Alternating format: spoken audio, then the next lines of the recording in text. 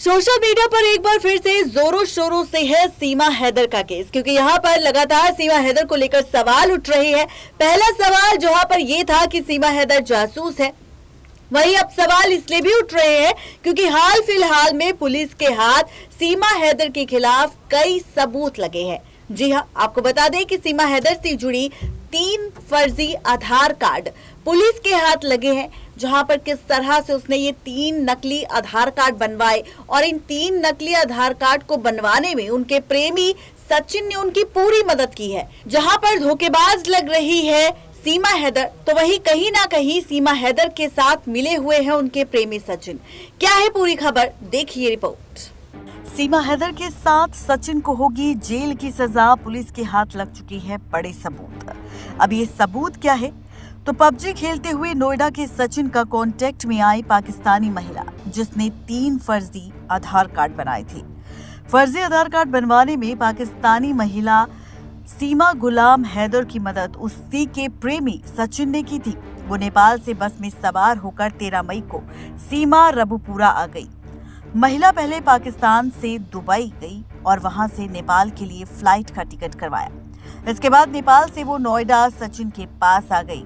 महिला ने 7 महीने पहले भी सचिन तक पहुंचने के लिए सीमा को पार करने की कोशिश की थी।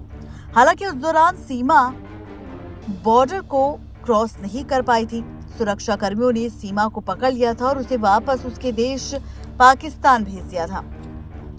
महिला ने पूछताछ के दौरान ये भी बताया था कि उसने सचिन को पाकिस्तान बुलाने की कोशिश की थी, लेकिन सचिन ने इनकार कर दिया था और उसने पूरे दस्तावेज भारत आने के लिए बनवा लिए थे। उसने सारी सच्चाई लोगों को बताई और साथ ही भारत आने के तरीके सीखे, ट्रैवल एजेंट की मदद से पासपोर्ट बनवाए। महिला ने पाकिस्तान होने से भी साक्ष्य मिटाने का भी प्रयास किया। महिला के कब्जे में जो सिम बरामद हुई वो टूटी हुई है, वो फोन भी टूटा हुआ है। उसने सचिन की मदद से भारत की नागरिकता पाने के 3 फर्जी आधार कार्ड बनवाए थे। बता दें कि पाकिस्तान के रहने वाली 4 बच्चों की मां सीमा गुलाम हैदर की पबजी खेलने के दौरान ग्रेटर नोएडा के रबुपुरा में रहने वाले सचिन से दोस्ती हुई। दोनों एक दूसरे से प्रेम करने लगे। सचिन और सीमा 7 दिन के लिए नेपाल में रह रहे थे। सचिन से शादी करने के लिए सीमा पाकिस्तान से भारत आ गई। इसके लिए उसने पाकिस्तान से दुबई और फिर दुबई से नेपाल की फ्लाइट का टिकट करवाया। नेपाल से बस में सवार होकर 13 मई को सीमा रबुपुरा आ गई। ये वो 1.5 महीने तक का अवैध रूप से रही। जानकारी होने पर पुलिस ने 3 जुलाई को सीमा और उसके प्रेमी सचिन के पिता नेत्रपाल को गिरफ्तार कर लिया और उसके बाद इस मुद्दे पर कई सारे सवाल जवाब हुए। अब ऐसे में सीमा हैदर के खिलाफ जो 3 फर्जी आधार कार्ड मिले हैं, तो सवाल उठ रहा है कि इन फर्जी आधार कार्ड के बाद क्या रो एजेंट्स इस मामले की जांच पड़ताल करेंगे और उसके बाद सीमा हैदर के साथ साथ क्या सचिन भी गिरफ्तार होगा? क्योंकि यहाँ पर सीमा की मदद पाकिस्तान से इंडिया आने में सचिन ने की है। उसी ने उसे लीगल तरीके बताए कि किस तरह से उसे पाकिस्तान से इंडिया में एंट्री लेनी है, जो कि वाकई बहुत गलत है। और ऐसे में सवाल उठ रहे हैं दोनों की गिरफ्तारी को लेकर, दोनों को मिलने वाली सजा को लेकर।